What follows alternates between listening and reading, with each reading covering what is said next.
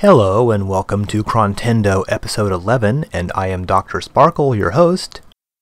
And you know what? I think we actually have a pretty good selection of games this episode. We're smack in the middle of autumn 1986, and this episode we have a really classic game from Konami, as well as a pretty good game from Capcom. We've got interesting new titles from Hudson and from Nintendo. We have a pretty good shoot 'em up this episode, and a text adventure game, and even some kind of oddball games. So let's get started.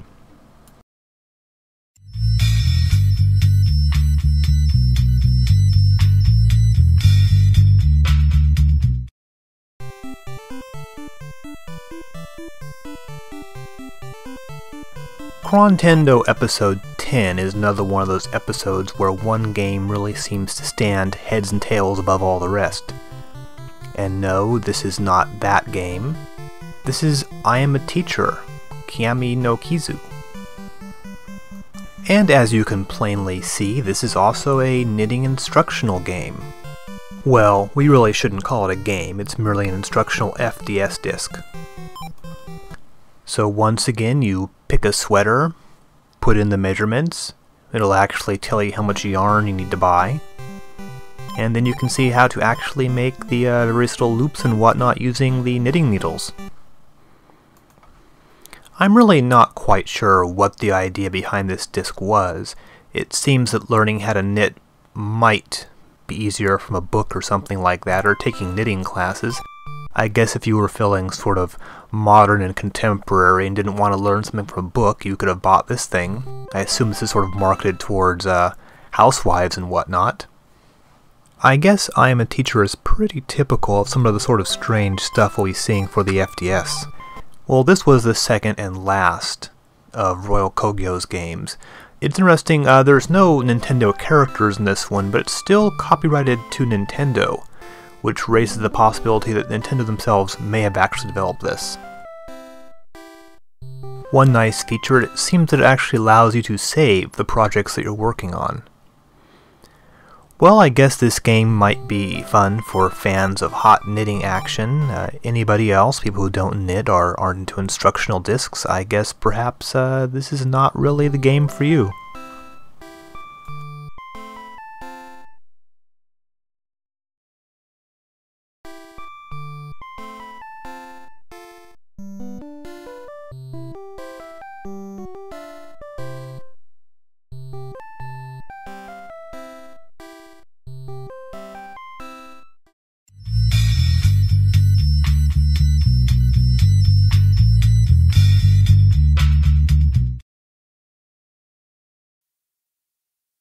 Okay, admittedly that first game wasn't very impressive, but this one is a lot better.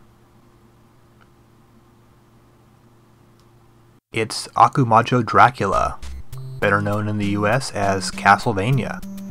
This is the FDS version where you can actually save your game. And note that weird little skull with the bloody nail through the eye. That particular screen does not exist in the Western version. I believe there were a few minor details that were censored for the release of Castlevania in the US. Here's the more familiar US title screen.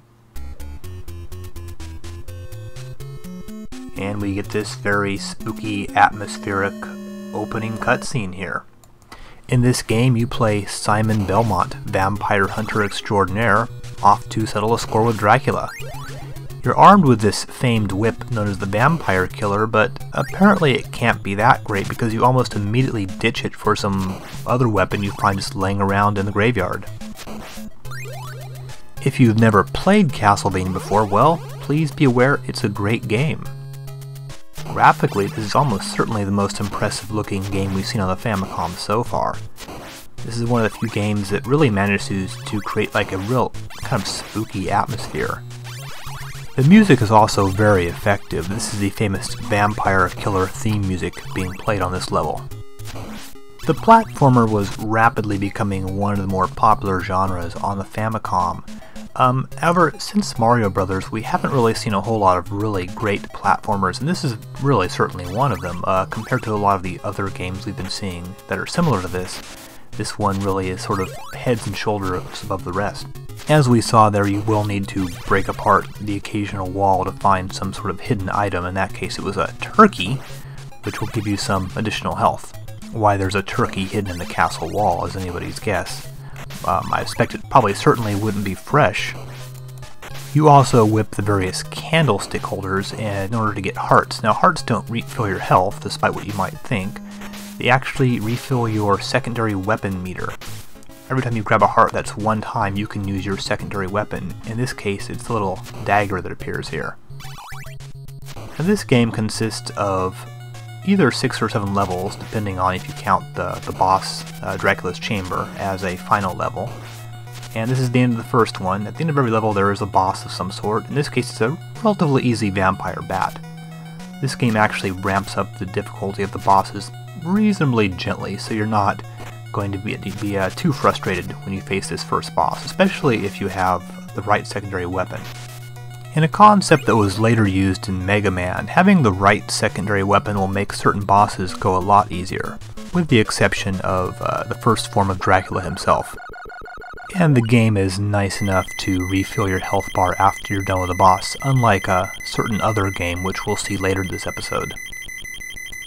Because this first level is relatively easy, you might be sort of lured into a false sense of security that this is not a difficult game, but actually it does get difficult, especially in the later levels. Luckily you have 3 lives and infinite continues.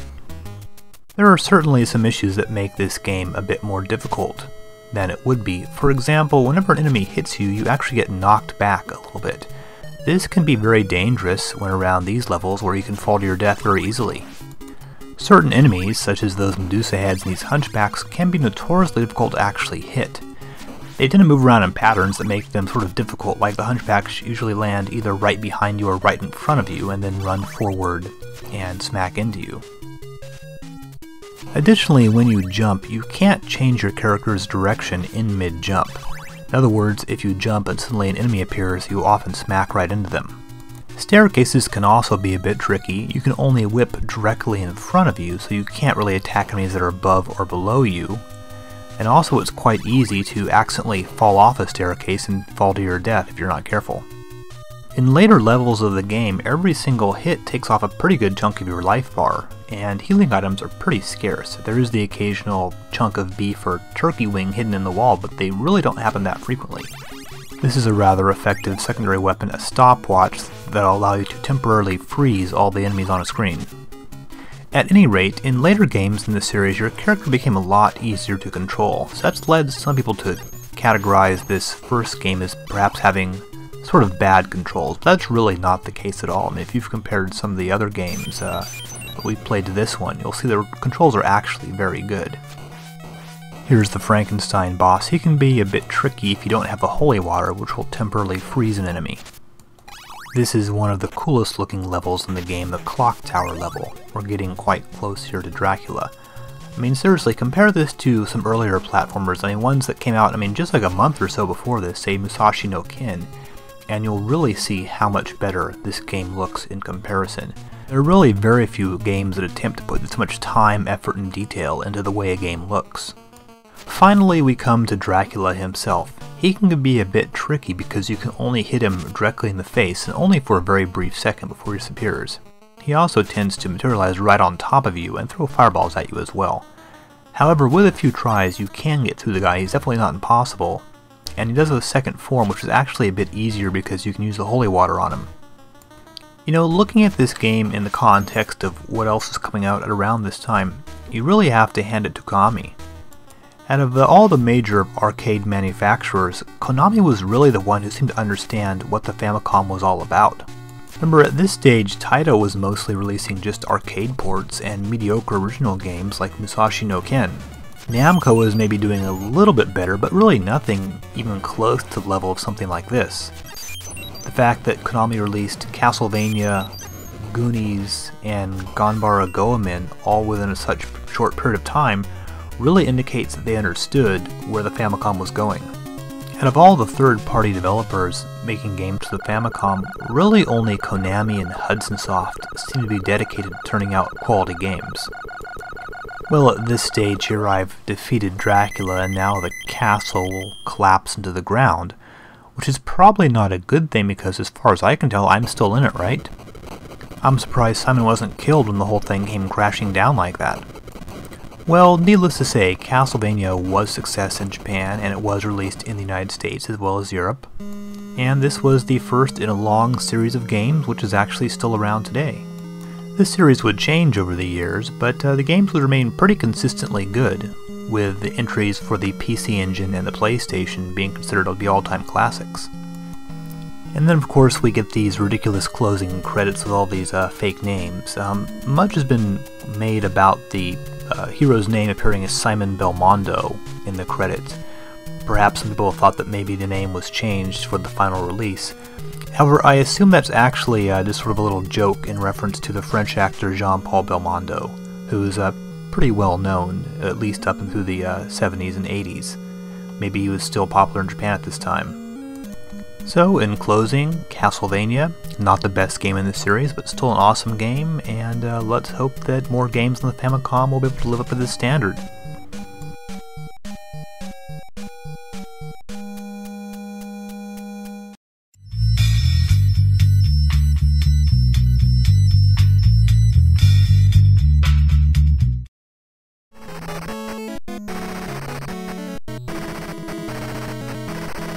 Released one day after Akumaju Dracula was Capcom's Senjo no Okami, known in the West as Commando. This is based on Capcom's enormously successful 1985 arcade game. The basic concept for Commando was taken from an earlier game called Frontline, the Famicom port of which was discussed several episodes ago. However, Capcom's game was much superior to the earlier Frontline, and pretty much popularized the entire vertically scrolling one or two men versus an entire army genre. The objective of this game is to destroy a series of enemy bases in some sort of unspecified enemy country, and rescue POWs while you're at it. The very cool Japanese title translates into Wolf of the Battlefield. The English title was presumably inspired by the 1985 Arnold Schwarzenegger movie Commando, even though the game is not actually related to that film. In Commando, you control the small blue soldier who's armed with a machine gun against countless enemy soldiers. Commando is not an easy game. The arcade version is known for being pretty difficult. And this is a one-hit, you get killed game. There's no life bar or anything like that. Since you're often surrounded by enemies, being hit is actually quite simple. Luckily, the enemy soldiers are not very smart and often run away from you or do not fire at you when they're quite close, otherwise the game would be virtually impossible. Occasionally, you'll come across another soldier in blue. That's one of the POWs. One thing about Commando is that the previous Capcom games were ported to the Famicom in a somewhat shoddy fashion by Micronix. Commando is the first Capcom game to actually be ported by Capcom themselves. So I guess this is sort of Capcom's official entry into the world of console games. How does it actually turn out? Well, certainly it's a lot better than Sun, but perhaps not as good as you might hope. This game is reasonably accurate to the arcade version, but is still slightly ugly looking. Incidentally, this is sort of almost like the first boss battle here. There's no real boss, but you do have to face an extraordinary number of enemy soldiers that keep pouring out at you. Now, one thing that Capcom did do for this port is they did add a few features, such as hidden areas. If you throw a grenade right there, you can go down to a little underground passage and find some POWs, as well as some extra grenades. When I first saw this, I thought, well, what are these guys doing? It looks like they're going to the bathroom or something, but no, they're actually facing forwards with their hands tied behind their backs. They have no faces, making that somewhat difficult to distinguish, so you actually run and touch them and free them. Of course, Capcom would eventually become quite well known for making a lot of changes and enhancing the home versions of their arcade games. While the changes in Commando are quite minor, you can see that Capcom is embarking on the path that would lead to games like Bionic Commando much later. People who are quite familiar with the arcade version might find the Famicom version to be a little strange. The controls are actually quite a bit different, switching from a joystick which can kind of be swung around to a D-pad. The actual gameplay feel is substantially different. Of course, once you get the hang of it, it becomes quite a bit easier. Well, here I've destroyed the final base. Don't know why those flames are purple. I like the little hearts in the congratulations message. Then the helicopter picks you up and starts you all over again. So I'm going to say that Commando is a pretty good game once you get the hang of it. I was somewhat skeptical of the home version of Commando at first. There's actually countless bad home conversions of this for various computers and whatnot. But the Nintendo one is certainly the best. Once I sort of got the hang of the controls, I found it to actually be a very enjoyable and playable game.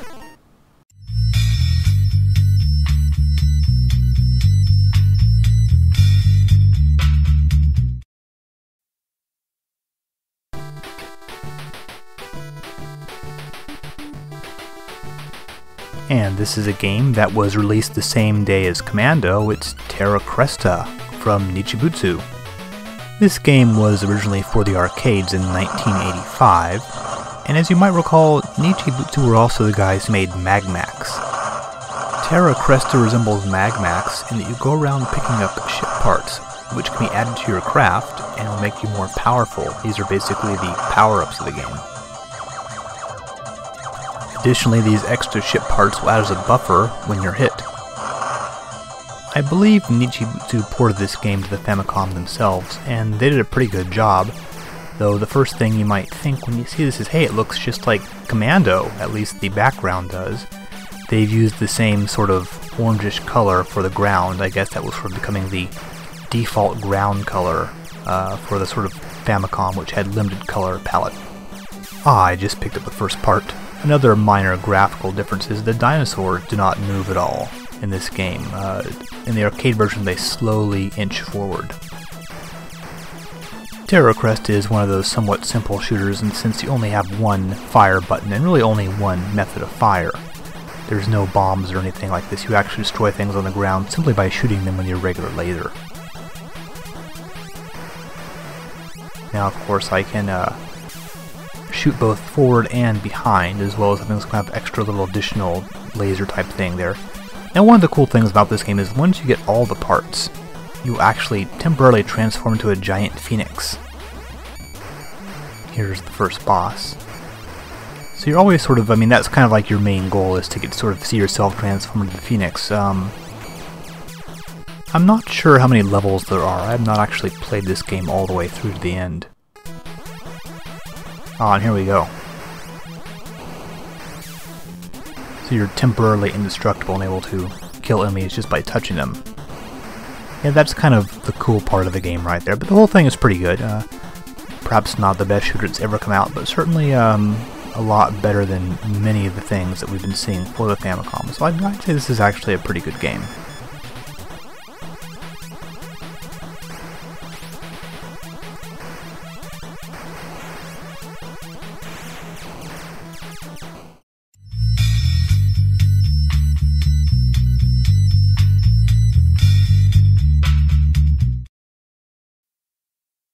From Data East, we now have another port of an antique arcade game.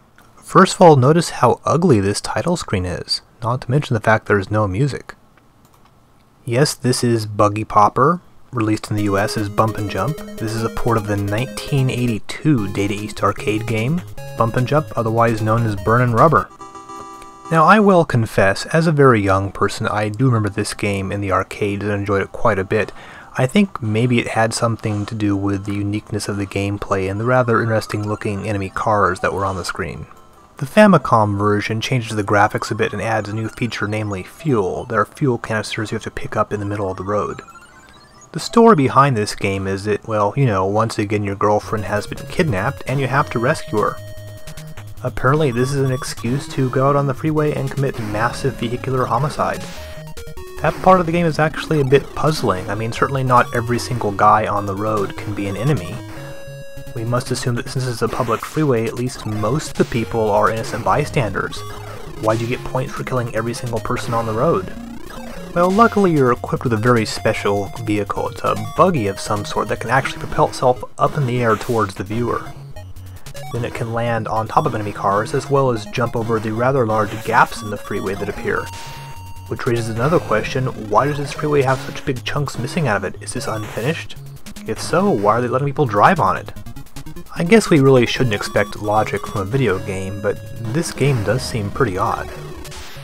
So anyway, about the Famicom version, yeah, it's okay. I guess it sort of plays like the original arcade version.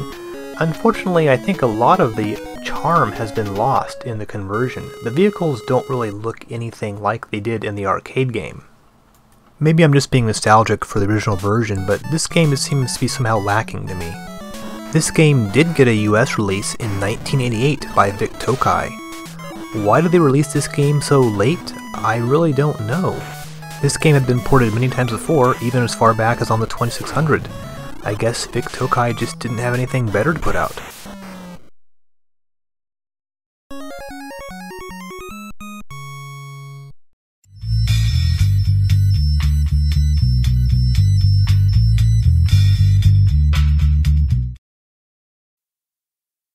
And here's another FDS title. I guess we'll take a break from arcade ports for a little bit and look at an original game. And this is Othello. Released by the mysterious Kawada.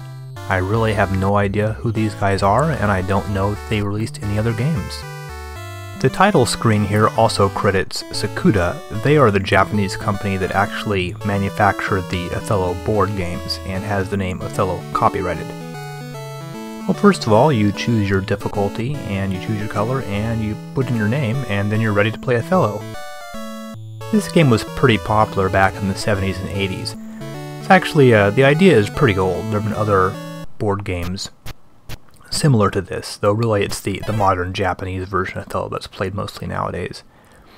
In this case, I am white, and you can place your piece on the board so that you have two pieces surrounding one of the opponent's pieces. Once you do this, then the opponent's pieces flip over. If you can't find a place where you can flip an opponent's piece, you then have to forfeit your turn. Othello is sort of a weird game. For those who remember the game that came out in the 70s in the US, the motto on the box was "A minute to learn, a lifetime to master." And yes, the rules are very simple, but actually winning a game is not so simple, especially against a computer, because it's actually not very hard to make a computer program that'll beat actually any human Othello player on Earth. Unlike games like chess or Go, a computer can pretty much easily defeat a human being. When you play this game, don't be fooled into thinking that just because you have more pieces on the board than your opponent that you're actually winning. Things can actually turn around quite quickly at the end of the game. In fact, during the end of the game, you'll see massive numbers of pieces changing color constantly. I think really one of the best strategies, and this is what the computer seems to do, is to make diagonal rows of pieces which head towards the corners. If you are new to the game of Othello and you try playing this computer program, you'll probably get your ass handed to you pretty easily. A couple interesting things about this game. This was released for the FDS, but it was released on cartridge only around a month later. Something else that's noteworthy is this is the first Famicom game, at least I believe it is, developed by HAL Laboratory. HAL would eventually get very close ties to Nintendo, becoming sort of a second-party developer for Nintendo, making games like the Kirby games and Super Smash Bros.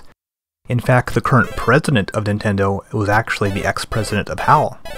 They actually started publishing games themselves in December of '86, so we'll be seeing a lot more of them.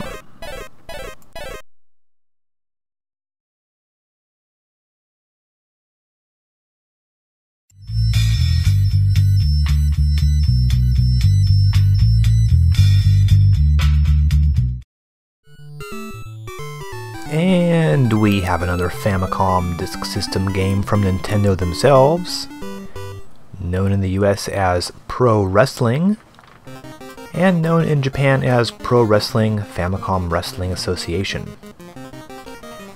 Now, this is actually the third wrestling game for the Famicom, and by the way, here on the introduction we see the sort of various characters introduced, and they're all playable. The first wrestling game was, of course, the Kinnikuman game known as Muscle in the US. Second one was Tag Team Wrestling, and then we have this one, which is actually far and away the best of the two. I'm controlling Fighter Hayabusa there. He's sort of the normal looking guy. Starman, which is sort of the mysterious alien wrestler dude. Now this actually works relatively similar to tag team wrestling. One button controls punches, the other controls kicks. The kicks are much more effective. Most effectively, however, if you walk up to an opponent and hit the punch button, you will go into a grapple. Once you're in the grapple, hitting a certain button combination will perform some sort of special move. These moves are usually some kind of throw or a slam or something like that. While your opponent's down, you can grab them in the head, you can jump on them, and of course you can pin an opponent.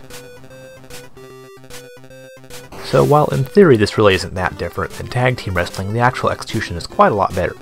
And the players are a lot of fun. You sort of have, each player has its own special move, like I just did the brain kick there that Fighter Hayabusa has, which unfortunately misses much more than it actually connects.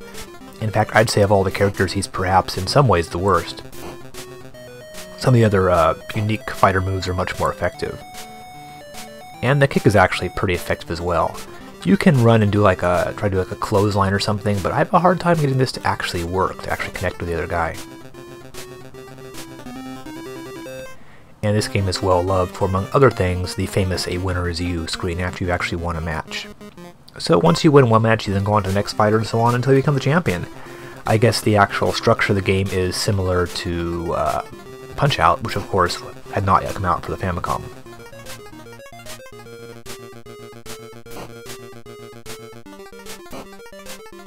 And yeah, you can throw your opponents against the ropes, smash into them, throw your opponent out of the ring. Here I'm finding is one of the more crazy creatures, the Amazon. He has a few crazy moves up his sleeve. It's really hard to say why the Famicom had 3 wrestling games at this point. There was one baseball game, one golf game, only a couple Mahjong games, no boxing games. Why so many wrestling games? Oh, I don't know, I guess just sort of the way it worked out. Wrestling was of course pretty popular in Japan. One thing I actually wish this game had was some sort of health or life meter, because you really don't know how much damage is being done to you as compared to the other guy. Oh, there I just did one of my special moves as the Amazon.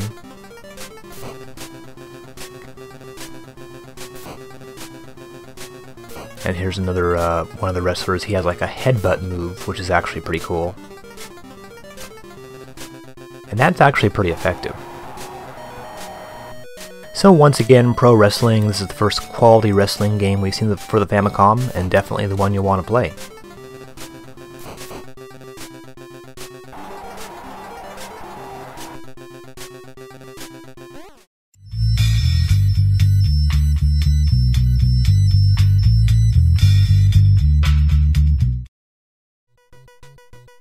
The last time we heard from Jaleco was with Jajamaru no Daiboken. And here we have another game from them that unfortunately is not quite as fun.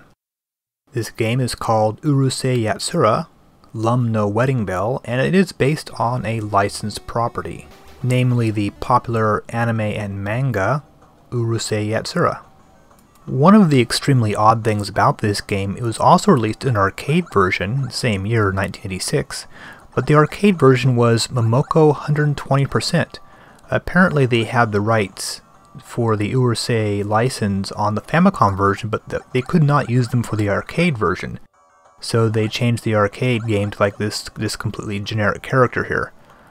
Why the game is called Momoko 120%, I'm really not sure. In this game you play one of the main characters of the manga, that's Lum. She's an alien being with little horns on her head, and apparently can throw lightning bolts. And for some reason, your school is always on fire. The game starts off in what I assume is preschool, then moves on to elementary school, junior high, so on and so forth. It ends with you actually getting married, hence the name.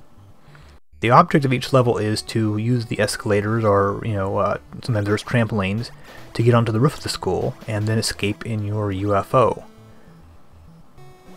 If you do not do this quickly enough, you will burn in the fire which is raging in the basement. As I mentioned, this game is really not that fun. One of the issues that I find with this game is simply the fact that you're pretty much being spammed by enemies at all time. It's sometimes difficult to move forward because there are constantly enemies coming your way, and all you have is this ridiculous little lightning bolt to fend them off with. Here we see the between level cutscene. Your character grows up a little bit and is now on to the next grade. Well, anyway, sometimes you find yourself needing to jump across a gap, but being unable to simply because there's too many enemies coming towards you. This is especially true when you have to use little handbars to cross a gap because you can't fire. Sometimes there's like a never-ending row of enemies and you can zap them with your lightning, but since they don't actually stop coming, you have a difficult time crossing the gap in time. And also, quite frankly, it is rather difficult to hit anything with your lightning bolt. The enemies often fly too high to be hit. That was one of the bonus rounds right there. Altogether there are 6 levels. There's 4 grades of... Oops, I fell into the fire there. 4 grades of school. Here I'm in junior high. For some reason, guys in little black suits start appearing. Oh, and then there's those horrible cat things. And, sometimes they actually fall on you while you're in the middle of making a jump. Jaleco has a pretty mixed record when it comes to Famicom games so far, and this one is probably going to be, in my opinion, one of the least interesting games they've come up with. See, once again you see the problem of never getting an opportunity to actually jump across that gap there. So I'd say sort of stay away from this one. It might be interesting if you're a fan of the series, but other than that, there's probably really no reason to play this.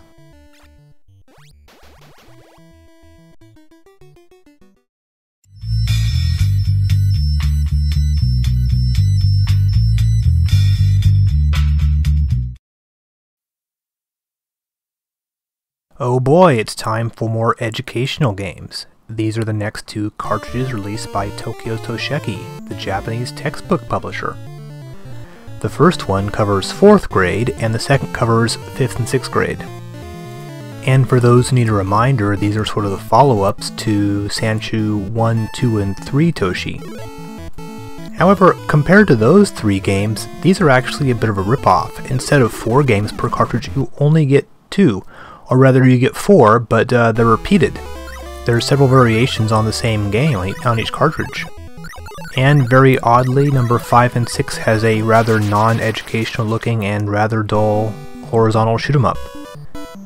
The other game on this title is sort of like a game where you have to go around spraying garden pests with bug spray. I guess there's nothing like teaching environmentally friendly values to kids at a young age. So just like the first 3, these really have no gaming value and are only of interest to obsessives like myself.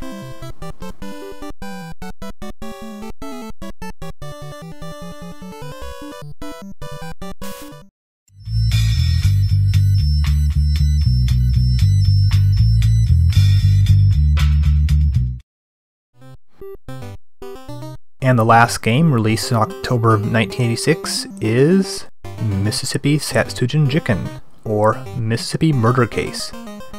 You might notice the Activision copyright there. This is a port of their game originally for the Commodore 64. And this game is a text adventure style game, but not the same kind of adventure game that Portopia was. This is a sort of distinctly American brand. I believe the first game that kind of invented this particular subgenre was King's Quest. Basically, you actually control a character that you can move around and then grab objects, talk to people, that sort of thing. As opposed to a game like Portopia, which is strictly, a static illustration and then completely text-based.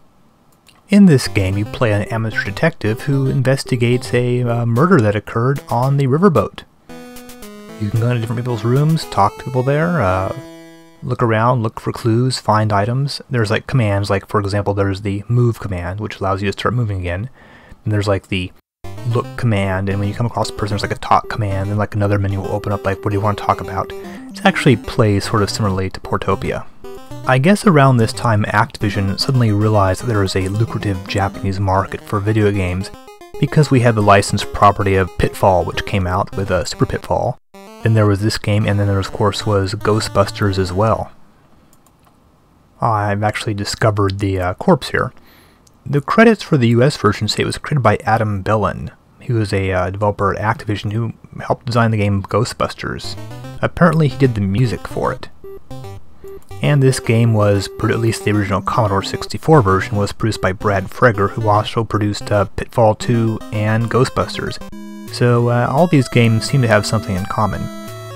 Here we're going to question a possible witness or suspect.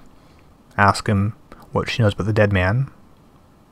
One thing that's different about this game from Portopia is it's actually possible to lose. You can get killed in the game, as we'll see here in just a moment when a knife hits me. So this is certainly really not a bad game. It's pretty typical of adventure games of this particular era. However, if you do want to play this, you might be better off playing the Commodore 64 version because it's in English, and the games are really quite similar.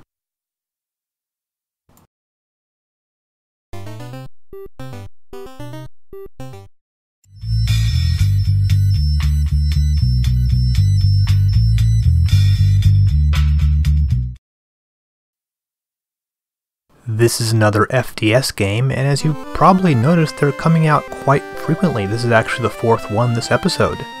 So quite a bit has changed since from back when they were only coming out like one game every 2 months. This is Ginga Densho Galaxy Odyssey. And this is a rather curious little game. You might remember the shoot 'em up Galg from a while ago. That was considered to be sort of a shoot 'em up RPG. Well, this is actually something quite similar. I guess you might picture this game as sort of being a cross between a shoot 'em up and Zelda. This was the first game for the Famicom from a publisher called Imagineer. They're actually a pretty prolific publisher of no particular speciality.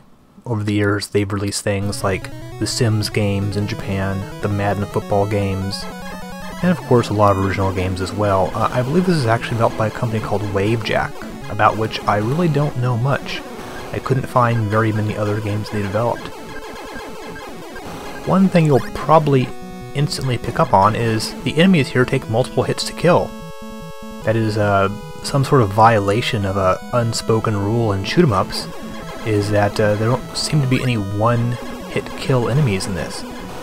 And whenever you hit something, you tend to pick up 2 different types of capsules. The small ones are energy, or maybe oxygen, and the larger ones are actually money. Now those energy capsules, or oxygen capsules as I'll call them, those are counted in the little number up in the upper right hand corner there. Once you have enough, you can hit one of those letters, and then basically it'll become kind of like a top-down Zelda action-adventure game. Once we get past all the loading screens here. And here we go, now you can run around and shoot things. Oh, I actually got like an oxygen refill there, that's what that little red beaker was. As you can see, my oxygen is constantly counting down. Oh, and here I've got missiles. I have a 3-button life bar on the upper left side there.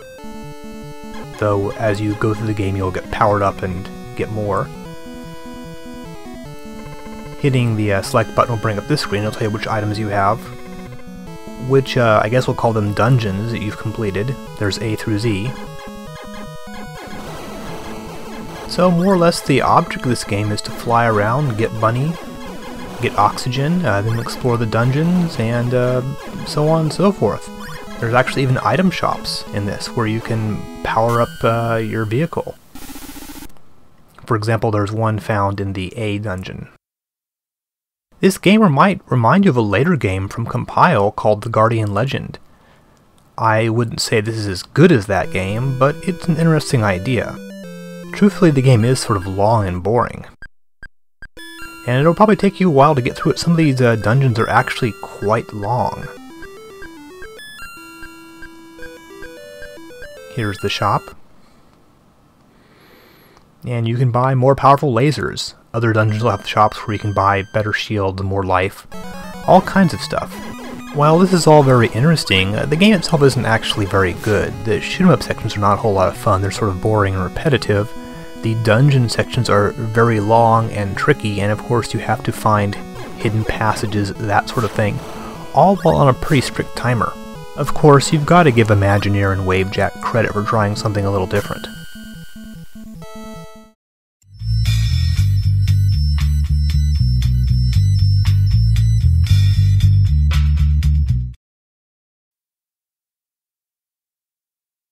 From the rather notorious Kemco, we have Super Star Force. This is a Famicom original and the official sequel to Star Force. Oddly, Hudson had already released a semi-sequel to Star Force, namely Star Soldier. Of the two, Star Soldier is the much better game. One odd little thing I've noticed about the Famicom is the way that a series of very similar games will be released almost simultaneously. For example, Star Force was released only 5 days after Jinga Densho, yet these games are both shoot-'em-ups with RPG features. First of all, let me say this game is marginally better than the original Star Force. The graphics are really not half bad, and the asteroid things you fly over are pretty nicely detailed. However, what exactly is the story with the star fields? You notice that all the stars are lined up in diagonal lines. This game features pretty standard shoot-'em-up action, though occasionally your ship will fly over little boxes that represent either shops or warp zones. In the shops you can buy various power-ups from like a little wizard dude. The warp zones, however, will let you warp either backwards or forwards in time. I just warped to DA 1301 apparently, back when the universe was covered in water. As you travel through time, you'll find the appearance of the world changes. At one point you can even warp back into the present day where you'll fly over a modern city. Of course, while this is an interesting gimmick, it doesn't really affect the gameplay, and at heart, Super Star Force is basically an average shooter, nothing more.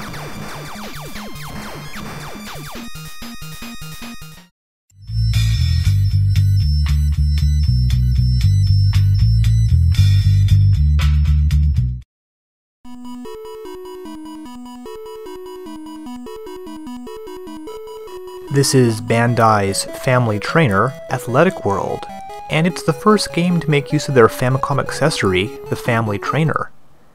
In the US, this was released as the Power Pad. Apparently, Nintendo must have been quite pleased with Bandai's creation, because they purchased the rights to release it themselves in the US.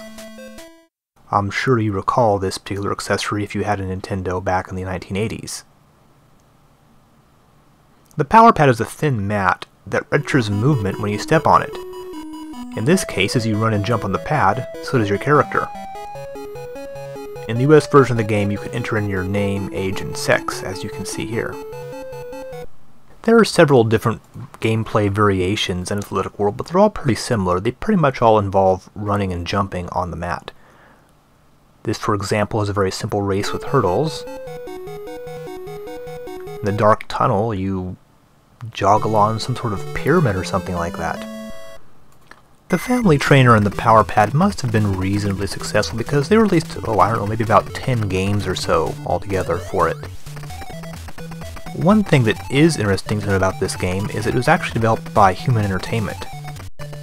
Human was a Japanese development company and publisher that started up in 1983, began publishing games themselves in 1990, and finally went out of business in 1999. They are definitely a bit more reputable than the likes of Toza, who developed most of the prior Bandai games. Perhaps Human's most well-known series in the United States is the Clock Tower games. As for the Power Pad, we'll discuss this more when we look at some of the later Family Trainer games.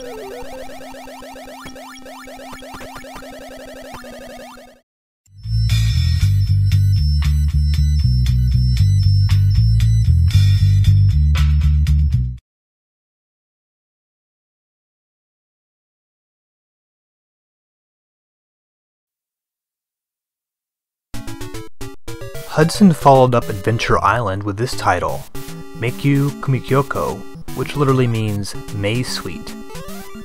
The word suite in the title is appropriate since this game has sort of a musical theme. The English title is Milon's Secret Castle, undoubtedly referred to by many folks as Milton's Secret Castle. The character's Japanese name seems to be Miron or Milon, but we'll refer to him as Milon. The plot involves Milon having to collect a series of crystal balls which are scattered throughout his castle. Apparently the castle has been taken over by some sort of villainous fellow named Maharito. Milon has to work his way up 4 floors, each of which have several rooms. Along the way he'll make occasional side trips, such as going down a well at one point. Now here we see the first room of the castle. Getting through this involves finding the hidden key as well as the hidden exit door. Along the way, you'll want to look and try to find a lot of various hidden items, for example the money that we just found. Other things you can find include the Hudson B logo. Collecting that will give you a temporary shield. Another hidden item you'll find is a honeycomb that will increase your life bar by 1 point. Now, a lot of people find this game to be very difficult and rather unpleasant, and I think a lot of it has to do with the fact that virtually everything you need to get in this game is hidden. You have to be constantly looking for things with your little bubble there. Ah, there's the honeycomb. Something else that makes this game quite difficult is the fact that unlike a lot of these kind of games, when you're hit by an enemy you don't get a moment of temporary invulnerability. If you get hit, you can get hit again instantly, and often an enemy passing through will register several hits. Sometimes if you get stuck in a little nook like this one right here, an enemy can do quite a bit of damage to you. And a lot of the enemies will make a very fast beeline right towards you, or at very least throw some kind of projectile at you. So I can certainly imagine that a lot of folks tried playing this game, found it rather frustrating, and then gave up quite quickly. This is too bad because once you get the hang of it, it's actually a reasonably fun game, even though there are certainly some things that make it a bit unpleasant at times. Sometimes hitting the flying enemies can be very difficult. So the sheer number of dangerous enemies and the rather maze-like quality of some of the levels can make this game a little rough at times. Luckily, once you get past the first boss, you do have an unlimited number of continues. So once you've gotten past the first few rooms, you then go back outdoors, and eventually you'll run into the first boss. He's at a little window right there. And quite frankly, this first boss is awfully difficult for a first boss.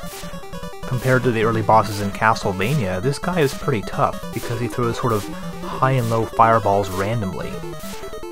There's really no way to sort of guess his pattern, so it's sort of a matter of quick timing.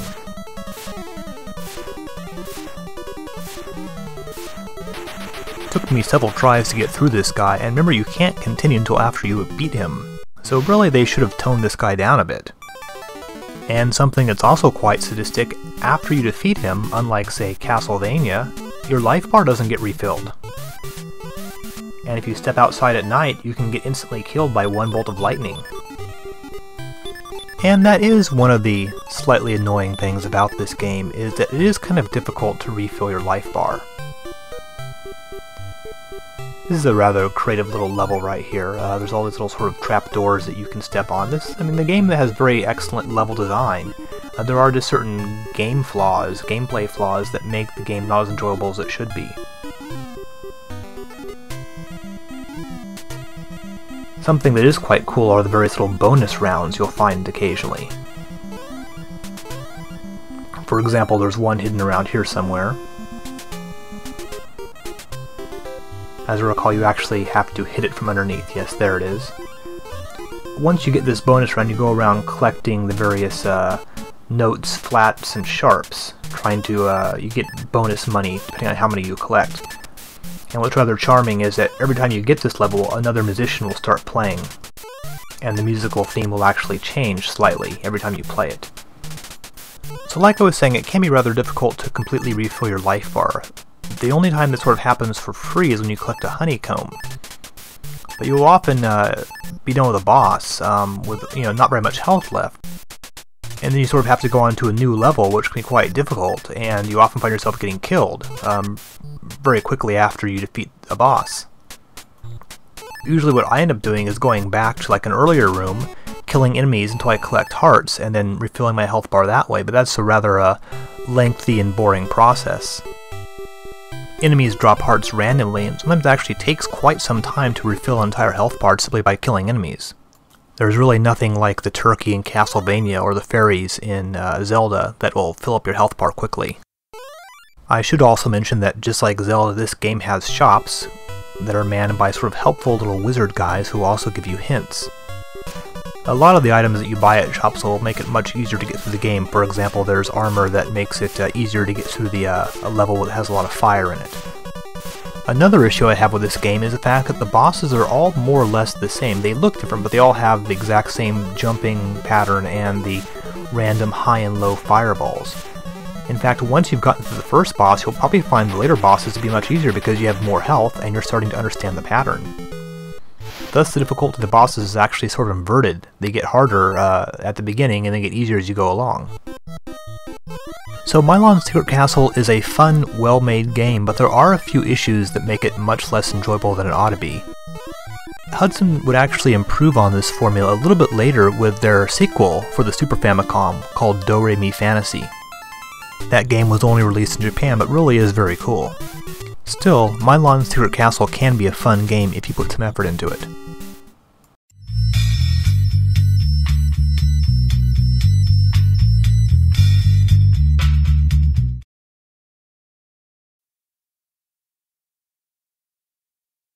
For the last game this episode, we're going to fire up the old Famicom Disk System. This game is called Dead Zone.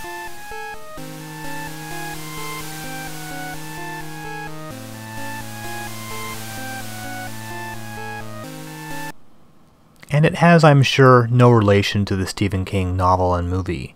You'll notice the music is actually pretty nice, and really not very typical of Sunsoft.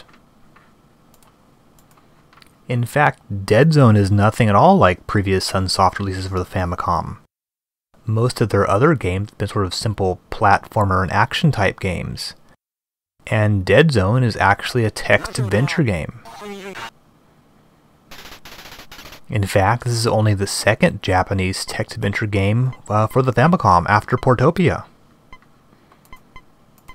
While this game has a science fiction theme, I'm really not exactly sure what it's about. It appears to take place in some sort of like abandoned space station or moon base or something like that.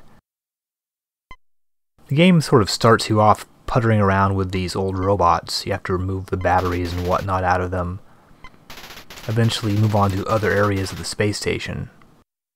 I certainly have not played this game all the way through, but I assume at some point some sort of plot starts occurring or something interesting happens. As with Portopia, all the commands are issued using a menu and your D-pad to make a selection. Unlike Portopia, a lot of the commands here are actually quite different. In Portopia, you're mostly talking with other folks, occasionally picking up an object or pressing a button or something like that. Here you interact almost exclusively with physical objects. The commands are things like take, open, move, carry, that sort of thing. So far I've yet to see any actual other characters in this game. Perhaps there's someone later on. The cover of the game box shows a female, and there's some robots mentioned in the opening credits. Perhaps the female is also a robot. Really hard to say. At this point you're just sort of wandering around the base looking at various objects. Unfortunately, because this game is entirely in Japanese, you probably won't be able to make sense out of most of it. Again, I'm assuming that something interesting does happen. There is some sort of payoff for all this kind of wandering around the space station or whatever. You're probably going to want to skip this game unless maybe at some point in the future someone decides to make a translation out of it. Unfortunately, very few of these Japanese text-adventure games have been translated into English.